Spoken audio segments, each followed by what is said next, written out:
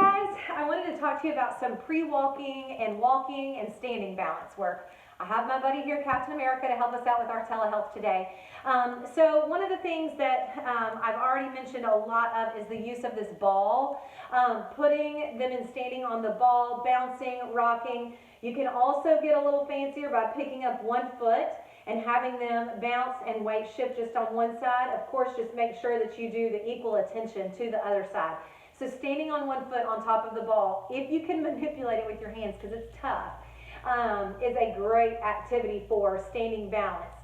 Anytime that they have to reach overhead to get an object, if they have to change their eye gaze upward, so anytime you hold something above their head of interest and they look up at it, it challenges their standing balance. And then anytime they're reaching outside of their center, that's also a way to work on standing balance. So if you want to hold the toy over their head and then have them reach across midline at it, so same thing. So basically, if you're trying to get them to use this hand, you're going to reach it over here and have them reach across midline for it.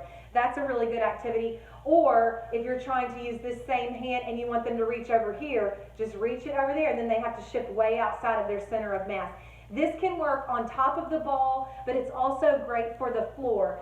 If we're not completely confident independently standing yet, then you'll want to stand on the floor, but put the back to the support surface, okay? So standing with the back to the couch or with even the back to the ball. Those are really good ways to challenge that standing balance, doing those same overhead reaching activities. And other ways that you can kind of narrow their base of support that makes it more difficult for them to stand is not only on 1 foot, but if you'll stand them in what they call split stance. So that's where 1 foot is in front of the other, okay? So you can put right foot in front and have them do some rocking activities, some reaching activities, that kind of thing. Just be sure that you switch and put the opposite leg in front at times too, okay? So that's a good way to work on that standing balance.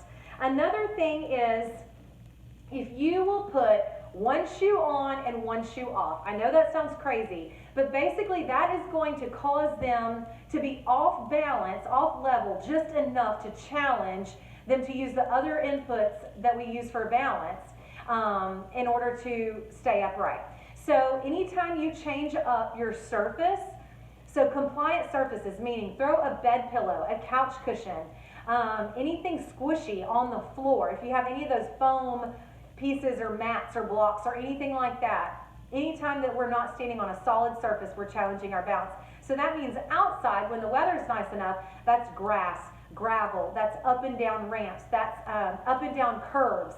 And then of course, anytime you have the opportunity to take stairs or steps instead of like an elevator situation, that's also going to help challenge the balance. One of the other things that I wanted to mention also when working on balance, if you have them step into or onto something, and I know I already mentioned the curbs, but like even like some old Christmas boxes where you had like some toys, and maybe it's just a shallowed out box now. Have them step into the box and then have them turn in that small space where they're really having to keep their base of support narrow and then step outside of the box too. That's always a good opportunity to work on standing balance. And then the only other thing that I wanted to mention real quickly was you can take a book and you can open it to that like a V shape and then lay it on its, like to where the spine is up in the air, and then have them step over. It's almost like turning your books, your little hardback books, into cones. And then you can have them step over each book. Give them whatever assistance they need. So if they can do this independently, awesome. If they need help, give them 1 handheld to hold or give them 2 handhelds to hold. One of the things that you can do is give them a toy to hold in one hand and then you to hold with the other.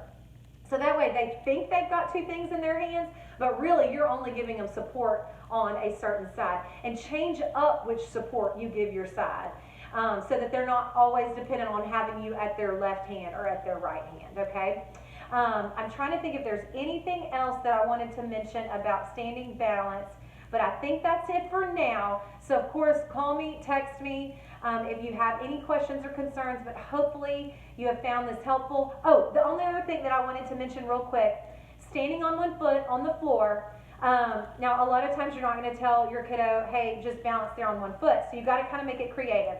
So you can blow bubbles, you can catch one on the wand, and then you can put it down in front of them at their feet and tell them to stomp the bubble or to kick the bubble. That's always good balancing work, but they're not realizing that they're standing on one foot. And the other activity that's really good for standing on one foot is when you go to kick, because you have to shift your weight on one side to be able to kick that opposite leg out. So kicking a ball, kicking over a tower.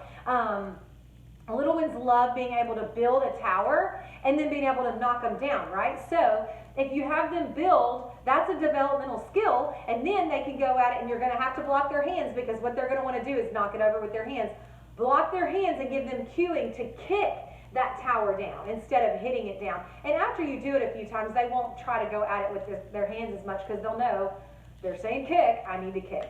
So again, I hope you find these ideas helpful in managing things at home in my absence, and I look forward to seeing y'all again super soon. So thanks for working with them, and of course, you know I'm here for any questions or concerns. Y'all have a good day. Thanks.